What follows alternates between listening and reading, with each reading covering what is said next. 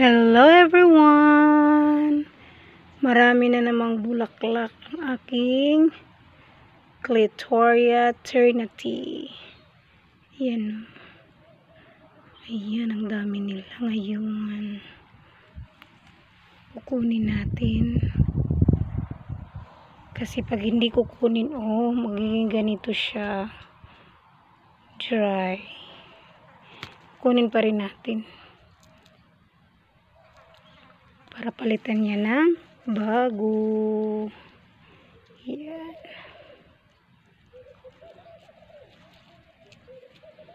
Dami ko ng flowers nito.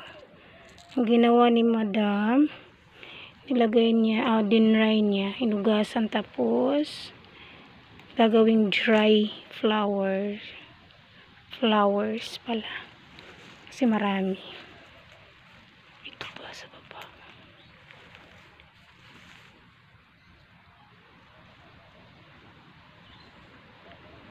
Kasi ang dami niya talagang flowers ngayon. Araw-araw. Hindi yun pa. Yun po. Malayo-layo siya. Carry pa rin. Ayan dry na dry siya. Ay, ganito pala siya. Sa flowers pala to. Yung seeds. Pag hindi tatanggalin. Yan pa dito pala. Meron na naman bago. Hindi maubos-ubos kasi pag tatanggalin mo yung flowers, meron na naman yan. Yan ito pa. Kaya din dapat siguro tanggalin siya para manibago na naman. Manibago na naman.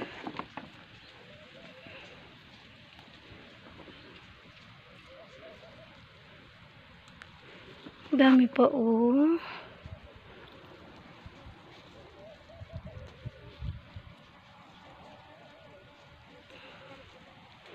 Kahapon ang nagkuha ang aking bossing.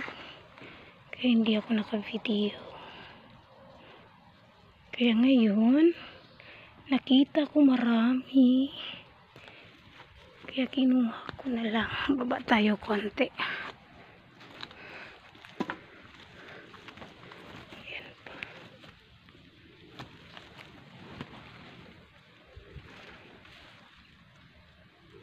Mahuhulog na siya.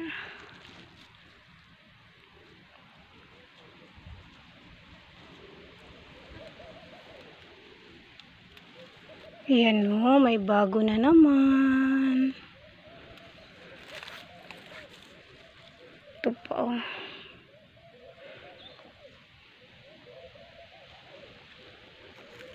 Ayan ang aking nakuha. Wala na ba? Punta tayo sa kabila. Ayan siya.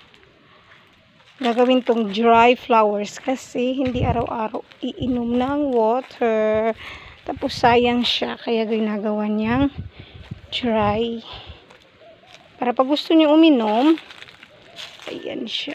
Meron dito.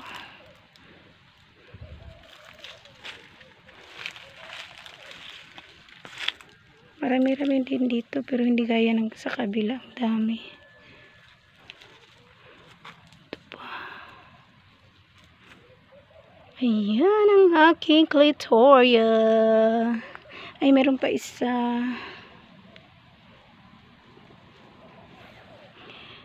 Thank you for watching.